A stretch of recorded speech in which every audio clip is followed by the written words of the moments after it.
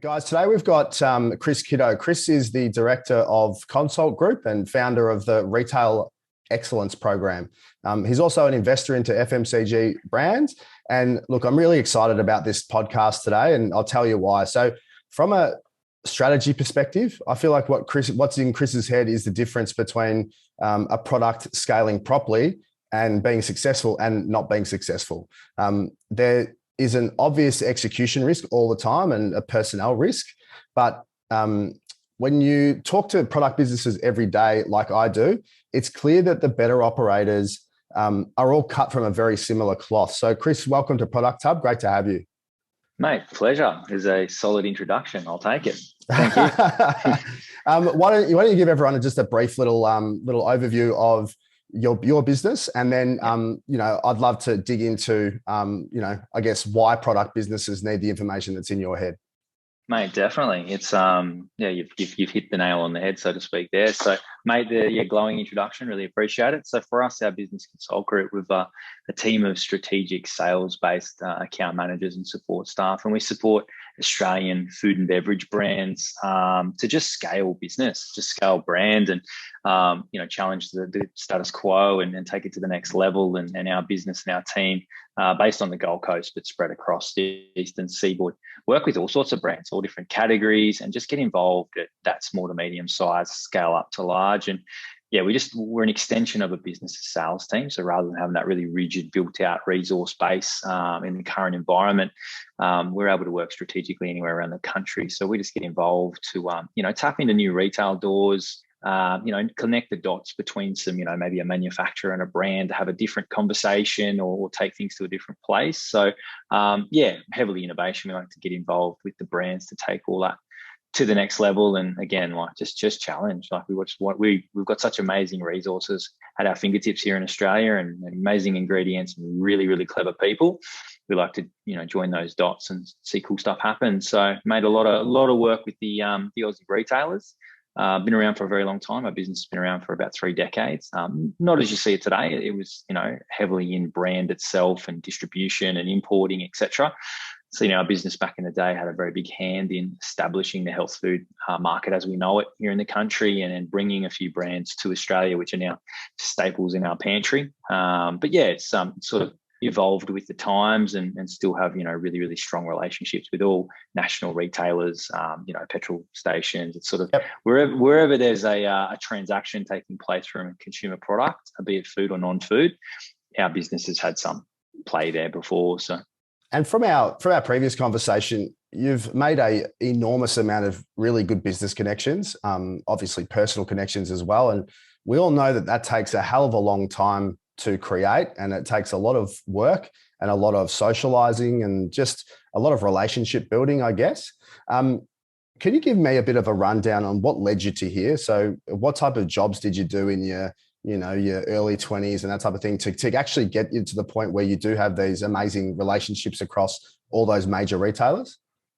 Mate, definitely. So it was a great exercise for me coming into this to I actually reflected on my work history, and thank you LinkedIn for supplying that for me. So, it's been a few years, but mate, about 16 years ago, I entered small country town, New South Wales, originally born Brisbane, but was local, and a couple of supermarkets opened up there, and just, naturally found myself looking for a part-time gig as you do. And, started out right at the humble beginnings, mate, pushing trolleys and stacking shelves and all that kind of cool stuff. And I sort of started to understand a little bit more about, I guess, the way consumers interact with product, and sort of went, okay, cool, I kind of don't mind this. And then, sort of just followed that process through. And then just, for me, I've just always, identified opportunities. When they come at me, I just take them. I don't really look back. I just go, yep, cool, let's just sort of go forward and see where we go. And I've kind of just let that lead me in my career. And I spent a lot of time at sort of Coles and Woolworths on that grocery sort of in the shop side of the world. And then found myself in a place when I moved to the Gold Coast and basically went, hang on,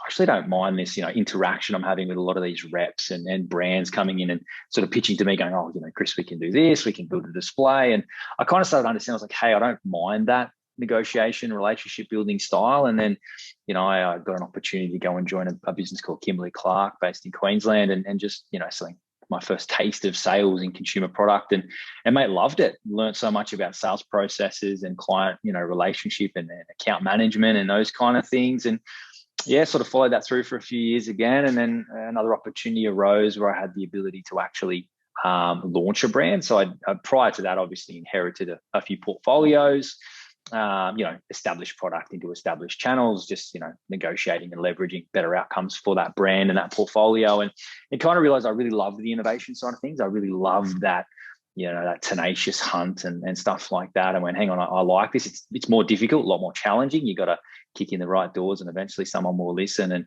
and found myself at a pharmaceutical manufacturer based out of Melbourne, where we commercialized some really cool better for you stuff to help people that struggle with obesity and type 2 diabetes and things like that. So work with a team of dietitians to take this product to market and build our resources around it in the pharmacy world, which, become a little love affair for mine as well, because you're talking about people genuinely go in there with issues and go out with solutions, which I think's, a testament to the Australian pharmacy industry, right? So sort of done that, and it was good because we went up against some really big incumbents, you're talking the Nestle's and the big guys of the world, and I didn't have the budget that those guys had, so we had to play a little bit smarter, not harder. So really found my sweet spot in there, that I was able to have solid conversations about commercials with business owners, brand owners, category managers, etc., and just chip away at shifting that thinking. So it was really rewarding. That business sort of got acquired by another multinational, where I sort of went, hey, I'm going to continue down the path of launching new brands and scaling small business and stuff like that, and kind of led me to where I am today. Consult Group's a humble family-owned business in its roots, and was based here in the Gulf for many years, and sort of come to a place where I could do what I was doing before, but I could do it with 30 different brands in 12 different categories, and have 20 different conversations. So just the dynamics of that was really exciting. So for me, it's kind of, you're always, just honesty is the best policy. You're always transparent with the guys we deal with, because it always comes back around. Your buyer pops up and he was over here, now they're there, or this lovely lady you work with now pops up at a new place, and those relationships forge over time, and it genuinely pays dividends as you move forward. So yeah, it's kind of I guess I've always been on that retail side. I've always had a love for product. I got a bit of a fascination for food when I spent that time with dietitians, and then I guess I started to challenge what was in our food, from a food perspective, going, hang on, it might be cheap and cheerful, but it's not necessarily great, right? So it's kind of, it led me to what my personal why was. So my personal why is about, I get fulfillment from challenging the status quo and actually leaving other people in a better place by the work that I do. So whether it's a business owner getting a better outcome, or a brand negotiating a better deal, or a consumer getting a better product that isn't full of, potential nasties, etc. So yeah, it's kind of leads me to where I am today. And now I'm incredibly fortunate that I get to do what I love and what I'm really good at, with a team of, incredibly savvy, switched on and smart operators to just execute strategy. It's really exciting stuff for us. So. Awesome. Can we take a step back? I'd love to learn a little bit more about the sales and account management side of things and how you see it. I think for a lot of product owners, some of them, it doesn't come natural to be out there spruiking a product. And we all know that as an owner of a business or someone launching a business, you need to be the best salesperson in the company yourself. Do you want to give me a bit of a rundown on probably the information that you would try and collect from a particular customer that you're trying to obviously sell your product to? I think salespeople often talk at people and they pitch them, as opposed to finding out information that they can use to their advantage a little bit later on, that can actually be to the retailer's advantage and their customer's advantage. Can you give me a bit of insight of how you see that that initial conversation as that information gathering or a pitching and that type of thing? Yeah, 100%. I think it's fascinating now as we've been thrust into this world of videos, and you get a really small window of time, and you're trying to sell your products, and a lot of brand owners are really great operationally, but maybe this environment can be quite threatening. what I've found, and a real life working example for you, is probably some of the questioning techniques that I use and our team use. And it actually resonates really, really well, because some of the people that we deal with, retailers or brand, they're incredibly busy, so time poor. They're trying to engage well positively, but they just can't get the information. So we like to, not get too caught up in what we believe we want to pitch and go in there without, 20, 30 minutes of jamming it down their throat sort of thing. We like to do the exact opposite. So I normally open with a question, something along the lines of, what would you most like to get out of this? Or what would you most like to learn from us? And it's great because you get really clear insights on where to tailor your conversation from your buying group. And then for us, and the unique part about Consult Group when we work with retailers, because we're in so many categories, having so many conversations in so many places, we start to pick up on that overarching business direction. So from if it's a major retailer, in supermarket or something, we start to understand, okay, we've got a really good understanding of what these guys are driven by, or what might be their core competency, or what they're really chasing. So let's say sustainable packaging is a really hot one at the moment. So we can sort of lead with that in our conversations. And I think that when you're not privy to it and you're not doing, I guess, at the frequency that we are having those conversations and understanding the dynamics of the accounts, you can get a little lost. I guess from a brand owner's perspective, I've seen a lot of pitches. They get really caught up in just wanting to get across how they do what they do. Like they really want to get that operational piece. And what I've learned is majority of these brands are amazing at it. Operationally, they're sound, they get their products so well, but I think they really struggle to get the buyers or the accounts or the retailers to just buy into why. Because as you can imagine in this country, walk down the tomato sauce aisle, for example, there's not one tomato sauce, there's a bunch, right? There's choice. There's room, correct. And look, there's room for everyone to play, but I think how do you then stand out to the crowd? Because everyone's got a proposition. And I think by knowing that how time poor your counterpart is, and then just cutting straight to the chase, and understanding what they want to learn, I think you can tailor your conversation, and that's definitely become really prevalent for us. So in a 30-minute range review meeting, in 10 minutes, we've probably cut straight through all of the noise and got straight to the brass tacks. And then by 30 minutes, we're really comfortable with where we've landed. And even if you get yourself that 1 hour meeting or something, you want to make sure it's incredibly valuable. And normally when we debrief with some brand owners, particularly before we get involved, we often hear that they get to, Chris, we kind of got to 60 minutes and felt like after, when we recap, really get across what we needed, or we didn't really sell our marketing properly, or we're not sure that our commercials really landed. So yeah, it's I guess back to your question, we like to lead with a probing question up front, and that's not necessarily the most innovative of ideas in the sales world, but I think people have got a bit lost in trying to get their point across versus going, hey, mate, really nice to see you. Talk me through your category, what's working, and what do you most hope to learn from me in this next 30 minutes? And then we can kind of get through some of that noise, which I think for us and for our business, buyers remember that. They look at it and they go, you know what, if Consult Group's involved, it's clean, it's polished, it's professional, they're so easy to deal with, and we just get good information fast. So mate, I think to round back, to sort of answer your question, that's one of the tools and levers that we pull to continue to build out what we do. Yeah, I think I tend to agree with you especially around the decent questioning at the start of every conversation cuts through the shit as well. Asking good 100%. Questions, it cuts through the 19 things that you've got on your list that they don't want to know about, and you can just get to the one thing that they do want to know about. What's important to them? So someone who is just starting out, because our listeners are anyone from an established alcohol brand or FMCG consumer goods brand to a startup that's got 9 customers and is looking to build out their wholesale network through retailers, for example, independent supermarkets, etc. What would you say to someone just starting out? What type of information is important to a category manager or a buyer at one of these retailers that you tend to deal with?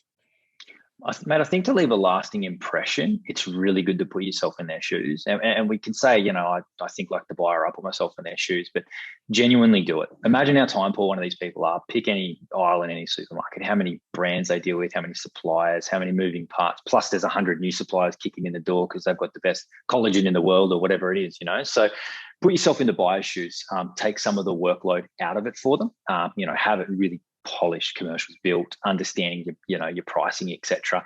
Get as much information as you can, leverage people around you to get that information. But Matt, as a part of the online course that we built, I do a big section on market research and competitor research. So go and put yourself in front of the category. Go and stand in the liquor store or, wherever it is, and actually immerse yourself as a customer and find the gap. What's the overarching trend? What's the flavor profile people are picking up? What's selling out? What's the price point? Where's the price ceiling? And then look at it. If it's a category like muesli bars, there's so much duplication. How are you going to add value? How are you going to be incremental, right? So that's the kind of language you want to use when you roll into your meeting to go, mate, look at, testament to you. It's a tough category. There's a lot of big guys in there, but we've actually identified an opportunity, and we've noticed that the sugar content is X, Y, Z in your products. And we believe that mums now want something healthy for their kids. This ticks all the boxes, no peanuts, et cetera, et cetera. Here's our proposition. Look, we're slightly above the category at $3.50. We're at $4, but we believe it adds extra value to your bottom line. And then from a buyer's perspective, they're going to look at it and go, wow, okay, this makes a lot of sense. Agree. You've probably asked a good probing question at the start, and he's gone, well, hey, Chris, great to meet you. I'm up for incremental sales. I'm trying every way I can to grow category value. I don't know how I'm going to do it with my current brands. There's only so many different flavors I can do. You've just led where you're going, hey, I'm going to try and stretch your customer from X to Z. This is how we're going to do it. Here's the support we're going to give you. And this is why the opportunity is so exciting. So I think, mate, that's really, really powerful. That's really powerful information.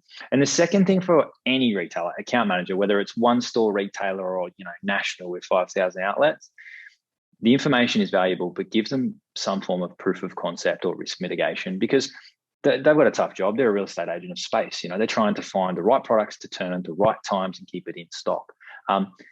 Show them how your brand can stand out from the crowd. And the beautiful part about the last couple of years is we've all pivoted and gone really hard online, and everyone's doing a great job in e-com. Show that.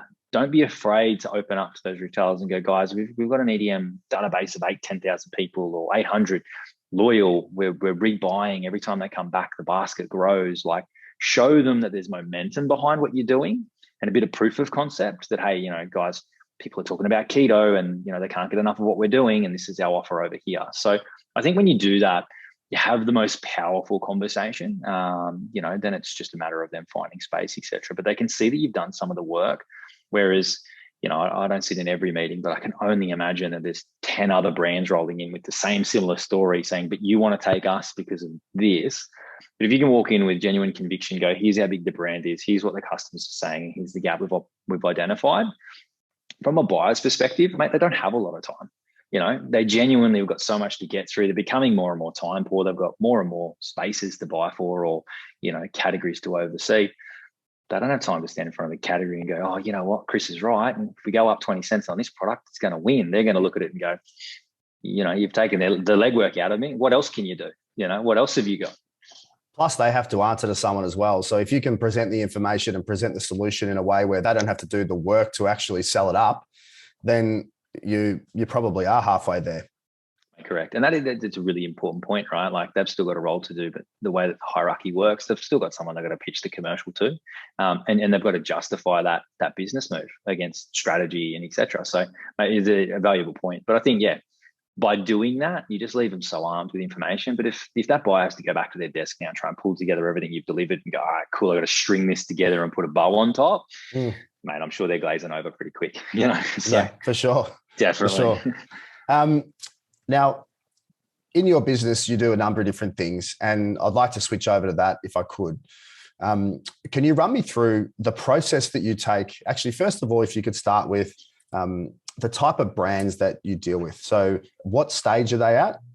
How big are they? How much money have they got? And what are their aspirations as businesses at the point where you get them? Right, definitely. So we like to run a model because it's all very different, where we can have conversations with any brand at any stage. So our typical process is heavily word of mouth, been around for a very long time, networking and trade shows. What would normally happen, the process would be we would then throw them into, we do some free discoveries. So we get on a video call together and we do something like this. It gets quite nitty gritty. It gets quite intense. I like to really get down and dirty with the brand and the business owner to understand just the dynamics, who's involved, how many staff, what's the shortcomings, where's the barriers, what's our capital look like, have we got, what's our tolerance for risk, where do we want to be? And the overarching question I asked a few people in Sydney, what do you want to do with your brand? And everyone goes, I want to be national. It's like, yeah, get that, but what do you actually want to do? Like, are you trying to sell it? Is this a legacy for your kids? Is this just a side hustle because you're sick of swinging a hammer? Like, what does it look like? We need to understand that, because to start with the end in mind, that's really important. But we don't actually, and the beautiful part about our business model, we don't limit ourselves to who we work with, because some categories we get involved in are so innovative and so new that we might have a zero revenue business, but we know where we're going to be. So example, we were very early into the fake meat, vegan meat space. We had businesses at inception, which we could see where we were going to be, but zero rev on paper, example. So then we would build out route to market strategies, marketing, etc. But normally, typically what we see is that business that's sort of, maybe not with the cash flow to get to a trade show yet, or is, and just, scraping it together. Probably e-commerce land might be doing 5-10 grand online, maybe less, maybe more, depending on product. Potentially they're in a few doors. They've probably kicked in a few, health food stores or IGAs, those progressive groups that want to try new things. And anywhere from a couple of $100,000 to $500,000. I've even got brands that are turning over, in the 80s to 100s, just depending on time and market, portfolios, depth and range. So we're really not limited to that. But what we do is then once we get down and dirty on the 3 1-hour discovery calls, we then start to tailor out, firstly, are we a good fit? And if we are and we want to work together, let's tailor a contract that looks favorable for both. So we like long-term relationships with our brands. We like to come under long-term contracts. And, if we invest a little up front, maybe we get to a place that we both work out great in the end. So there's a lot of belief, becomes a lot of trust, and we walk the line together. So typical avatar, you've probably got maybe one salesperson, definitely. I think you definitely need to have someone in sales. You've got ops, you've got some distribution, you've probably got a warehouse or 3PL, you're in market, you've got, 400 or 500 doors, but you get to that glass ceiling. And what we found is that the brand owners don't know how to have a robust conversation. They don't know how to get a big guy involved. They don't know how to bring a Woolworths to the table. They don't know how to get Coles interested in having that conversation. They don't even know where to find the information. So we just enable that to happen, and then also, help them to build out, ensure that, you would hate to get a national deal and then not be able to supply because you got a barcode wrong. Like that's just the little stuff that's sacrilege. So that's kind of what we do. But it's kind of from an end goal perspective to support a brand, and then sort of manage the sales and account management with them, and have more conversations, better conversations with retailers every day. That's kind of, it's not a one size fit all, and that's kind of our differentiator in market versus there's a few other businesses that do what we do. They run a slightly different model. We're very open, transparent, collaborative, and we kind of pride ourselves on being able to work with some small brands at inception and taking them to, we've got brands we've taken from 0 to 10 mil that have got acquisitions on the table, and large market leading brands going, hang on, these guys aren't just an annoyance now, they're pulling serious market share. let's have a conversation about making this problem go away, or come in house. So, and that's for us, like, that's probably the feather in our cap. Like, we kind of, Consult Group's business model is all about offering so much value to our clients, we actually render ourselves null and void.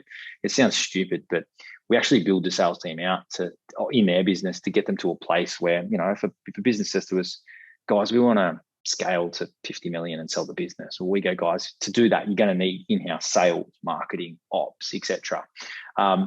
We actually build out that team. We help them recruit, and we get them set up. We get the right levers in place so they can have those conversations, rather than rolling into the conversation about acquisition and going, well, hang on, you've got a 3-year turnaround before you get this right. And then for us, then, our business model then evolves to being just a strategic consultant.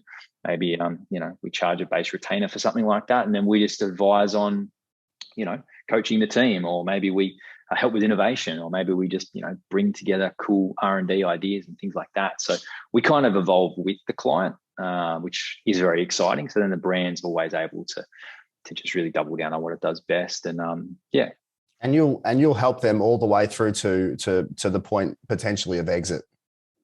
Mate, correct. If that's the intention, absolutely. Like, there's so many different opportunities. It's so beautiful about, $130 billion grocery FMCG business that is Australia. So many opportunities. Like, it's whatever it could be. And you could start out with, I want to be the biggest healthy soda range, and next thing you know, you're over here and you're making bulk, non-alcs, and you're doing this, and you're over in, BWS. Like, it's the sky's the limit. That's, as Aussie consumers, we love variety, we love change, we love new stuff, we love sinking our teeth into what's different. So we love new. We love new. New is everything. Some might say we get bored easy, but we like new. Right? I'll look at the positive. In our first chat when we spoke a few weeks ago, we talked about the majors, and we talked about, sometimes I feel like they get a bit of a bad name as tough negotiators and that type of thing. And I think that was one of the conversations that we had around the fact that, hey, they do give opportunities to the right businesses. Can we expand a little bit on that? I'd love to learn a little bit more about that. I've seen more and more independent brands getting into the Coles and the Woolworths of the world. It's much more than it used to be, and many more than it used to be. Can you run me through their shift over the last, say, 5 years, or even 2 years or 3 years? Because I sense a lot more independent products on their shelves. Mate, absolutely. And I think it's a sign of the times as well. We saw some entrants of, the German retailer that come to town and bought a very different model to our country, which was this private label, set price sort of thing. And that's all great. But I think what's happened is, you've got the Woolworths and the Coles in the world, and they've realized to really grow category and take on new segments and build out some of these segments you see in health and pharmacy and other specialties. You actually need brands to do that and to tell that story. So they're definitely, I've actually heard some. It's fascinating when I hear some of these myths and wives' tales and whispers getting around, about how all these detrimental things can happen if you get it wrong, and it's actually not that. It's just you just can't underestimate the scale. So you're talking about some of these retailers with 1,000+ doors, and a lot of moving parts, a lot of products, a lot of things going in and out of the network. So I think you really have to understand that, because their business model is quite a simple one, right? It's sell product. The one thing you don't want to be doing is going out of stock. So I guess there's always that balancing pendulum. I feel that, they want to take risks. They want to trial new things. As an example, Woolworths is, working very closely on clustering ranging. So something they never did before. Now they can go identify through their data and go, well, hang on, guys, we sell more high-end performance coffee in this cluster of 200-300 stores. How about we double down on a couple of brands that make sense there, versus there might be a demographic where they're more budget, cheaper coffees and things like that where it wouldn't work. So they have the ability to do that now, which gives them that testing platform. But there's always a risk element. And it goes back to what I said before. I think by mitigating that risk and showing, back the brand, give us the space on shelf, that's sometimes the easiest part. How are you going to pull it off the shelf, right? So the retailer has all their assets and all their, catalogs and all these different points and stuff like that. But I think, how's that brand going to pull it off there? But they're definitely, they definitely are open to trying new things. And I think it's just a matter of being relevant, being seen there. One of the little tips that I can give everyone that we like to use is, when you do engage with these retailers, we like to get links to our, and this is a little inside knowledge that we like to play for all of our guys. We like to include a link to our website or our Instagram, because buyers are consumers as well. We start to forget that, but the retailer's a consumer as well. And you got to remember, like a 25, 30-year-old buyer in like a particular health food category probably is a customer, and they have Instagram and they have social media and they have all those things. So we like to share with them, because, part of our marketplace is we have a beautiful Instagram. We've got amazing flat lays. Our product is, delicious. So by the time we do that, and naturally we all, we've probably all got an idea on how targeted marketing works. So then all of a sudden your brand keeps popping up in the feed, and that helps, when you roll into the meeting and they go, Chris, mate, we see you everywhere. What's going on? So, but I think, mate, they're genuine consumers of product. They genuinely want to grow with brands. Their only challenge is, they're incredibly time poor. They don't have room for everyone, and they're just trying to cut through and go, okay, cool. If it's a collagen product, who does have the best collagen? Why? Why is the customer resonating with that? What does it look like? And then also, where can we take that next? Let's not pick a one-trick pony. Let's pick a brand that's got some scope to play in 2-3 categories. Maybe we pop up in medicinal. Maybe we're then over in vitamins. Maybe we've got a dairy chilled juice play. Who knows where we go? You know, the sky's the limit when you start building a customer base. But I think, mate, it's an exciting place to be right now, I think, and you've nailed it, is that these retailers are really keen to support and just be a part of the journey and the growth and, you know, build out what it is that our, you know, some of these categories look like. And how can a consumer brand get ready for this? Because we spoke, it's about getting ready. If you can't promise scale unless you can deliver scale. You can't promise a price unless you can deliver that price at scale. There's a number of different variables. What can a, you know, up and coming brand that is maybe turning over maybe 200,000-300,000, half of that being online, the rest being in stores?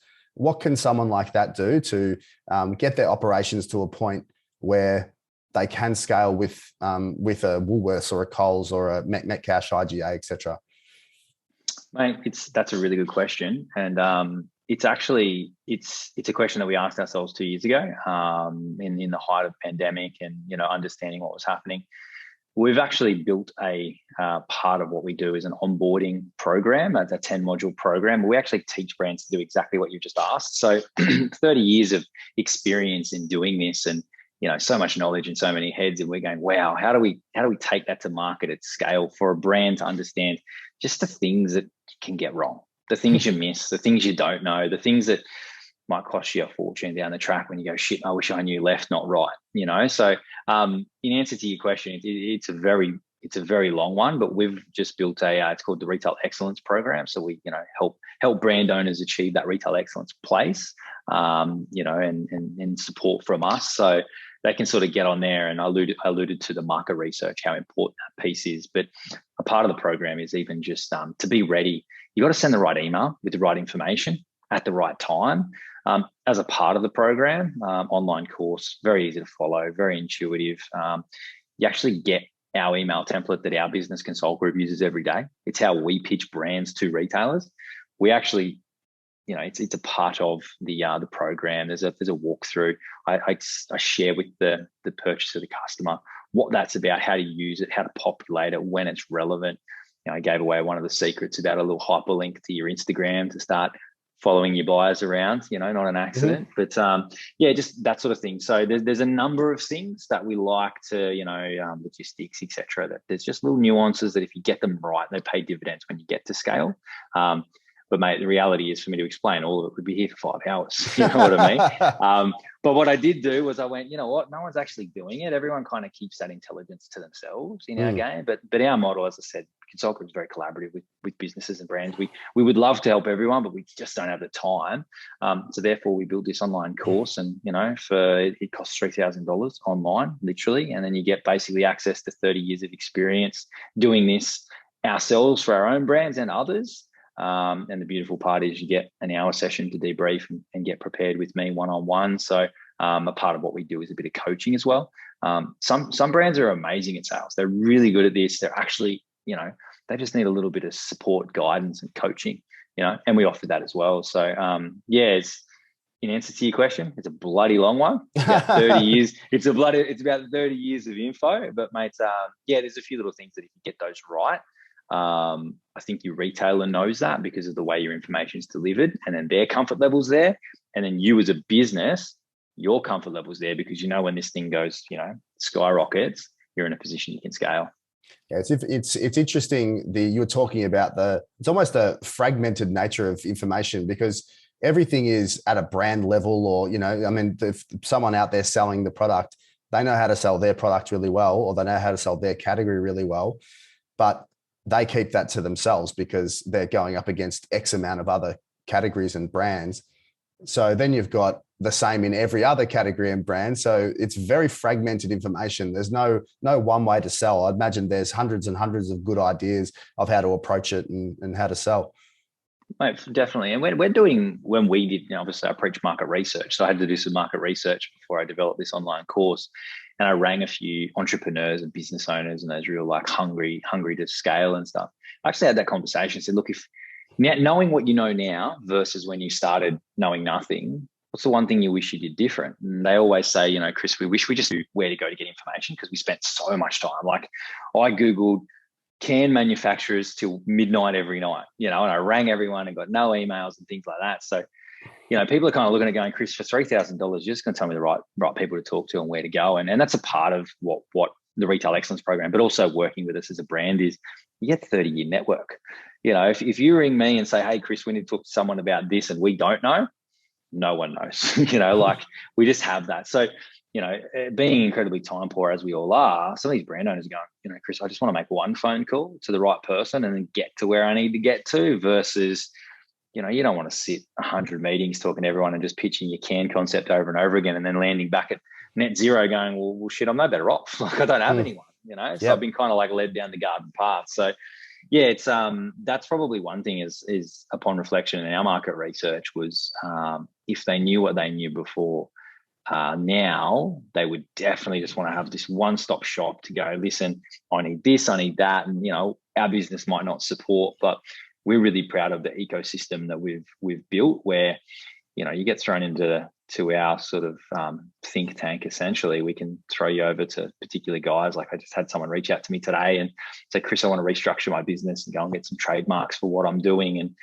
for me, I'm not a trade lawyer and I'm not an accountant. So, but I have some solid people in the network that can support. So, you just, those little things there that just speed the process up, and it's invaluable to the business owner and the brand owner. And it just means that, they get so much better outcome versus sitting there in a couple of years' time, scratching your head going, hang on, we're going backwards and I don't know why, So, yeah.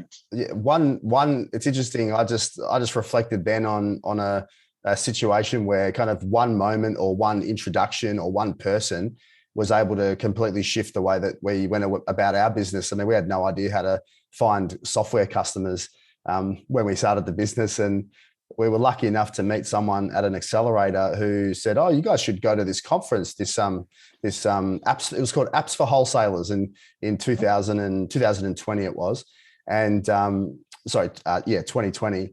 And at this Apps for Wholesalers conference, it was basically a one-day lesson on how all of the systems interact with each other, how all the integration partners all interact with each other, and who's who in the zoo, basically. And it was 150 of our potential referral partners in one room. So it's amazing if you've got one person that actually knows, who's been in the industry a long time and actually knows, it can save you.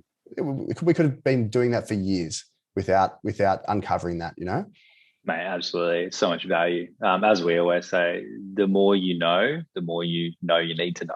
Like you don't know where to look. You find some information and it just opens up this whole new world. And you're like, all right, cool, let's explore this, But being pointed in the right direction is incredibly valuable. And I think it's something that I like to, reflecting back on us as well, it's something that I really wanted to just really drive home in the retail excellence piece was we've done this so many times. Like we've genuinely seen the trials, the tribulations and the success of building a brand or building a business in this Australian market. Walk the path alone if you like, but I'm telling you, we can help you get there by just, much faster. Correct. Yeah. And we, it might save you some money, you have a better outcome, you speed the process up because, we all want to see success fast, but there's a number of things you need to tick on the way through. But yeah, mate, it's exactly as you say, right? It's that sort of thing that opens you up to a whole new world for your business, right? And I'm assuming it would help you scale, infinitely. Just 20, out of that 20 times faster. Like we could have been, if we had have been doing cold calling and cold emailing and all the rest of it, wouldn't have gotten near where we are today. So it was a game changer for us and showed us how our industry works, Yeah, mate, definitely. So I know you probably can't give us a huge amount of detail of particular brands that you work with and that type of thing, but can you give me a general idea of or maybe you can, I'm not sure, an idea of a brand that you've worked with and kind of where you've got them up to a point where they, become profitable and that type of thing? Because there is that scale up phase where people will be getting investment from outside sources and all that type of thing. Could you run me through maybe an example or just an idea of an example of how you've done that? Yeah, definitely. So I think, mate, we don't normally, the way that our business works is we have a very tight confidentiality with a lot of our brands because they like to walk the path alone. On our website, you can find a few testimonials from some businesses we have worked with before. You know, we were a very big part of launching Hershey's and Reese's from the US into Australia many, many moons ago. So that sort of came about through distributors and then importing the product and then taking it to market and just understanding the nuances there. But from a business perspective and a brand, it's super important that we understand early. That's what the discovery calls are so important, to understand, you know, capital restraints. Where do we want to be? What does that look like? We like to request the capabilities document from our business. It's always advantageous if the business is a manufacturer themselves, because it just gives you some more scalability and it also gives you a bit of profit there that you're going to need. So we like to understand that. Then what we like to do is deploy some of our research that we find back into them. So we have we're fortunate in our business. I have a lot of strategy sessions, and I like to sort of just pull things apart and think tank ideas with retailers and buyers, because they want growth. You know, they want to bring new things to market. So I sort of workshop with them and go, guys, if we're going to do this in this category, what would it look like? You know, what could it be in 5 years' time? And then reverse engineer some of that stuff and then take it back to brand. So instead of just going and shoot from the hip and hope for the best and, you know, launching your coffee product and going, geez, I wonder what's going to happen next, we reverse engineer it, going, okay, the strategy of the retailer is X, we're at Y, how are we going to bridge the gap? Where are we going to get there? How do we tell that story? That's incredibly important. The most important part when you are scaling a brand, you got your first win, is how do you grow your share of voice?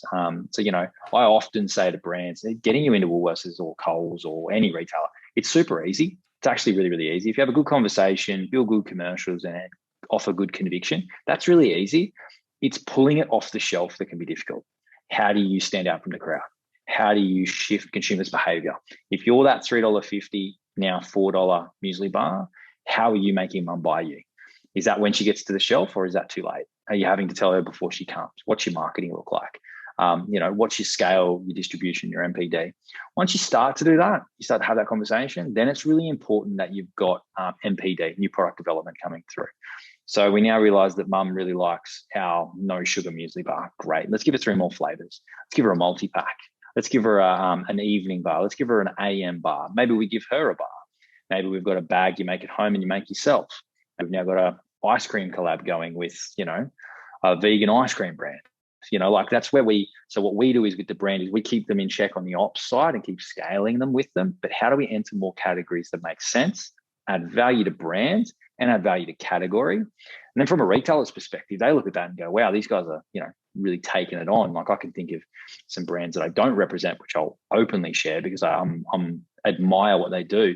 My Healthy Lab is a beautiful example of just sheer scale, ability to take on market and just build good product and just put it in the market, you know? So, you know, taking a protein ball to chilled, coating it, doing a collab with Panna, all these things. Like, again, as I said, we don't look after them, but we watch in awe and go, you know what? That's every move they make is smart. You know, they're relevant, the consumer gets it, and they're taking us on this journey. So I think that's really, really important. And then, you know, it does come back to marketing, comes back to is the brand good enough? Does it stand out? And that's something that we often communicate to our brands is like, guys, let's get space on the shelf. That's, you know, somewhat easy. Not going to say it's lay down and it's there easy, but it's somewhat easy. But is your brand going to stack up, and is it going to be relevant enough for it to shift the needle?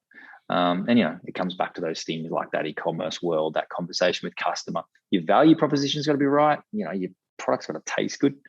You know, we might want healthy, better products. We might want all these things, but mate, we're human beings. We like things to taste good. We like to chew our food. You know, like that's a definite. You know, we are big foodies down here, so I think that's really key. So does that cover your questions? I'll give you a bit of an idea. No, it does. It does. It's a really good answer. Just when you're going through each of those points, it really outlines how much there is to do in these businesses. And, you know, I know from being a business owner myself for, you know, over 10 years, when you're scaling and when you're servicing customers and when you're growing, you forget about product development. You forget about, you forget about some of the things that have got you to where you are, whether it's the fact that you were innovative, or whether it's the fact that you filled a gap that was obvious but needed filling. You need to keep filling that gap with something new. So it just shows the complexity of every business. Every business that anyone is involved in, if it's successful, it is complex, and there's a lot of different moving parts. And I think people from the outside, I mean, we go to a store, we see something on the shelf, we buy it and we pay some money for it and then we walk away. What goes into getting it there? If people had that idea, it'd blow their mind. Mate, I 100% agree. And I think that it's a fascinating place. And that's, I guess, coming back to the start of the convo, that's what drew me into this world. My fascination for how does it go from, how does it go from here to there? And I still remember as a kid walking around the local Franklin's back when that was a thing and just picking product up in one place, literally blast from the past. I'd pick up a packet of Tim Tams and put it in the dishwashing aisle and go, oh, I wonder whose day that upsets. I was just fascinated by that world because I'm like, how can all of these things exist cohesively together and still, it still moves? So yeah, mate, you've nailed it. There's so many things that I guess you don't know, and a lot of things that people don't realize behind the scenes. That when you go and buy a $2 protein bar, just the amount of moving parts in that product to deliver it, and who's getting what, and everyone's obviously got to make their money through it. And you'll start to realize as you do that, it's about scale. You need volume in that world. But yeah, mate, it's incredibly fascinating. And I think for us, one of the mantras for our business is we like to act as if we're a business partner to our brand owners, because you touched on and nailed something just there, is that you can get lost in the noise of it all. Scale can happen fast, sometimes too fast. You're in the trenches. Maybe you lose sight of the why, what we work through in the discoveries. But our role and what we like to do as, sales or strategic advice support for the brand is be true north. So like actually challenge you and go, okay, cool. Like we can do that, but is that really part of the brand ethos? Are we losing who we are now? Are we really best poised to do that? Are we chasing a revenue fab or are we actually setting a trend here? Like, what are we doing? For someone to go and a brand to FOMO into kombucha 3 years ago, I bet you they're not still there now. Like it's everyone sort of chases that, but it's like, if that's your brand proposition and you're a probiotics company and you want to be the best in market kombucha, you absolutely should play.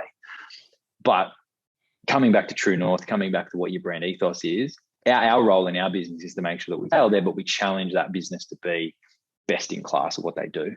It's too hard to be a jack of all trades. You got to get a narrow area and nail it. And then once you've nailed it, you can think about it, but very, very hard to be across multiple areas. You're talking about moving parts before. It kind of brings me to the last thing and maybe the longest thing I wanted to talk to you about. And that's cost fluctuation on getting stuff from point A to B to C to D.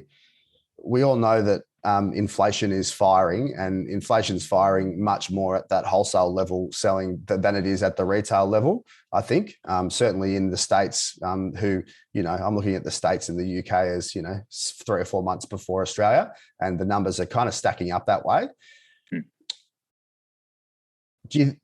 What do you think the bottom is of this? Where do you think prices will go, and what can product sellers do to mitigate as much of the risk as humanly possible? Mate, it's a really good question, and it is obviously, as I said, I've come from Naturally Good Expo, for the last 2 days, and it was a topic on everyone's lips. Like everyone wants to be better with packaging. We want sustainable packaging. It's it's not the most cost-effective option. Big commitments to volume. Everyone's a little bit gun shy about that. Not a lot of innovation, as in spending a lot of money on a new product and taking risks. So there's definitely that. There's a bit of apprehension around the space, around where it goes. Part of your question, when do I believe, from what I see and hear, we'll start to see the true effects? I believe, towards the end of this next financial year. So maybe, where we are now, March, April, May, June next year, I think we're really going to feel the pinch. Very different Christmas coming, I believe. Not doom and gloom, but I definitely think we're going to start to feel it. We've had some really detrimental environmental factors happen here with flooding, etc. So we are struggling. We're struggling with a lot of products ourselves. We're struggling to get products in. Our business, all businesses in this country are heavily reliant on an imported supply chain, whether it's raw materials, whether it's packaging, whether it's all of the above. Labor's a challenge. So these compounding issues are having an effect. Retailers are across it, aware and receptive. I think, there's gone are the days when you could never really raise a price. Not anyone's intention. We want to sell more, not less, and prices up doesn't make sense, but there's some genuine pressure there. I think, we're going to start to really see it, the pressure feel there. From from a what can a brand do, my market knowledge, our business's knowledge, and what we hear and believe, build the best version of a inverted commas budget option or best value option for the customer. So forget about the retailer now for a second. We've still got to sell stock, we've still got to hit the shelf, etc. Let's think about the customer for a second. We're feeling a price pinch, we're feeling, different things are going up, inflation's happening, etc. We still have to eat food. What luxury item at the supermarket are we going to forgo? What product are we going to skimp? We're going to stop buying protein bars and just cook veggies because we're at home more. What are we going to give up to then do that? And I think from a brand's perspective, they should be challenging themselves to find a value option. So if you sell protein balls, you should be selling a multi-pack for a third of the price. How are you going to do that? Well, you got to go back to your manufacturers, your suppliers, really work with them and go, guys, how are we going to get this product to a certain price point? What's that got to look like? We're hearing a lot from all retailers, irrespective of their size, that, they're really looking to double down on the value offers. We're going to see, look to meat section, you're going to see sausages, mince, those kind of core staples, cheaper eating. That's really going to happen. Some of the affluent suburbs are still going to be there, but look, luxury, disposable spend may dip slightly. So what does that look like? What are those products? So if I'm a brand and I've got 400 or 500 doors, and I am something that's replaceable, I am a product that's maybe a luxury, nice to have, etc. Who's a brand I can partner with to collab on a value prop?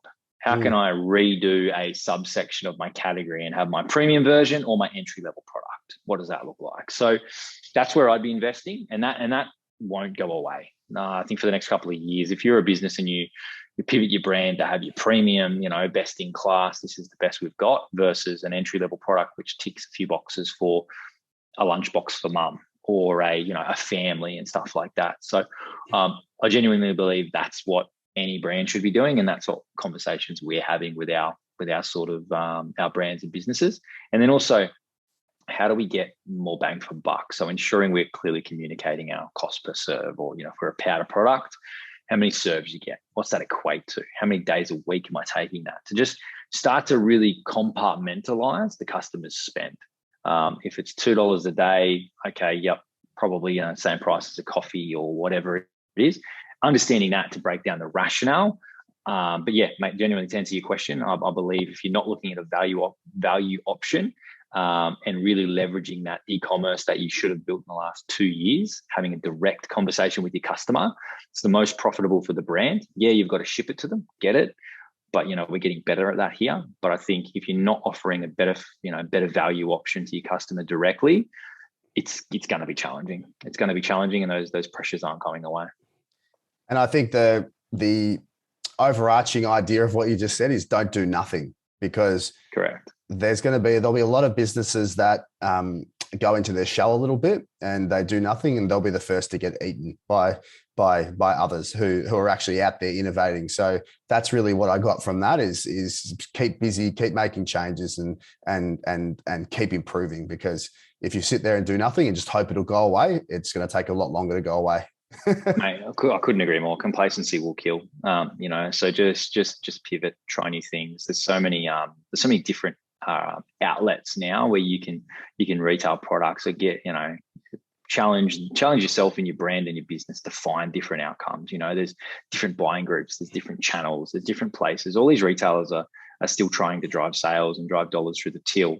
Have different conversations, explore different options. Look at other brands in similar categories to you. What are they doing? There's a brand on the Gold Coast that I often talk to is Mr. Consistent. They do a beautiful product of cocktail mixes, really nice cordial bases. It delivers you an amazing product, right? But what I'm fascinated by, I just watch the guys in and admire, is where they pop up.